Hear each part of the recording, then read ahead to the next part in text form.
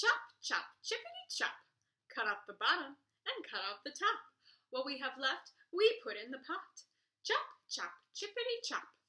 In music class, we made Chop, Chop, Chippity Chop into an A-B-A-B-A song. And we even did it where I was doing A and you were doing B, and then I was doing B and you were doing A. Wait, did I just say the same thing? You know what I mean. So, those are all things you can do at home. But remember, here's the words again, and you can say them with me. Chop, chop, chippity chop. Cut off the bottom and cut off the top. What we have left, we put in the pot. Chop, chop, chippity chop. For B, we made a list of 4 things and we said it 4 times.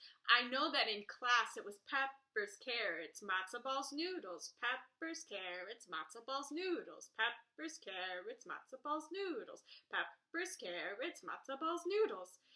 Another thing you can do is you can add an instrument and do a here-there motion with your instrument or a motion during one part of the song.